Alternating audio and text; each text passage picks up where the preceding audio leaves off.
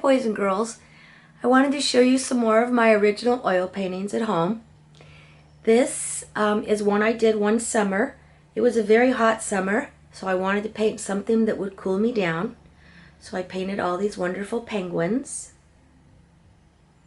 After painting this picture, someone saw it, and she was an author and was writing a book about penguins, and then wanted me to illustrate the book. In doing so, one of the paintings, the next painting that I'll show you, is this one, boys and girls. This is one of the paintings that I did for the book. I think it turned out really wonderfully. It's got a lot of information in it. The Science and Industry Museum saw it and asked to make a blow-up of it. They made it into a 5-foot by 4-foot poster, and it exhibited in all of the national science industry museums around the United States. So I'm very proud of this one, boys and girls. Again, because of the penguin painting that I painted, someone saw it and asked me to illustrate a book, and from it came this. Some of the book pictures of the penguin you've seen up in my classroom, but you haven't seen this one. I'm going to go in for some detail because there's a lot of detail happening here. This was a story about a penguin who's right in the middle there, who was on a journey to find warmer waters because he was always too cold. So this is under the ice. It's all happening under the ice, boys and girls. All right, I hope you enjoyed that. I'll show you some more.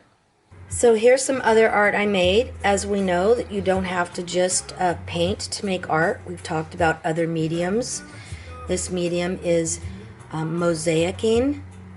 It also is making some clay tiles. These here are actually clay tiles that I made. And then painted the background with the rose and then did all the colored glass on top. Here's another mosaic that I have made. Another mosaic. Hope you can see all the detail and all the wonderful colored glass. So those are mosaics. Then, as I said, there's lots of other ways to create art. This is on a piece of driftwood, and I decorated it. I used chalk, and then these are again one of the tiles that I make out of polymer clay. So I think that's really fun. I've even done some art on slate.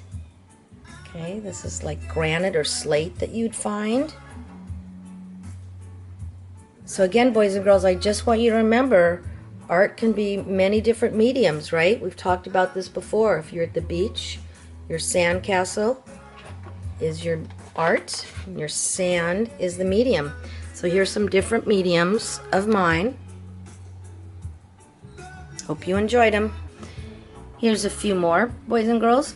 The tall mosaic I just made the month that we were off, the first month. I like it a lot. I think it turned out really great. I'll give you some close-ups.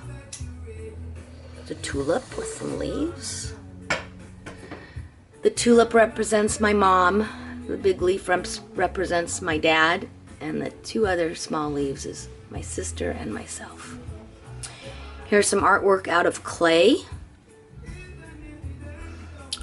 Here's some artwork again out of slate, but I made the tiles out of the polymer tiles and then glued them onto here.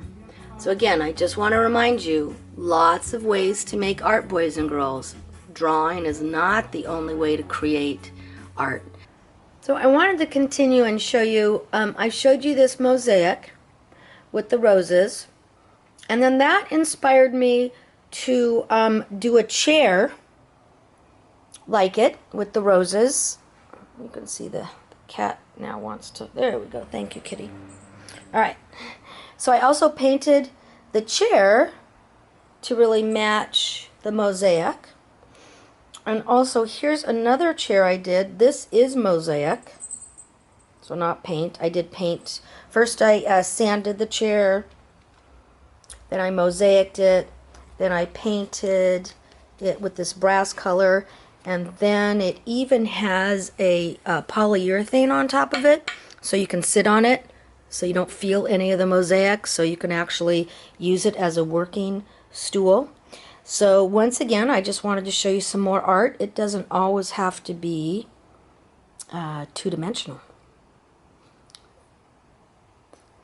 Thanks again. Talk to you soon, guys.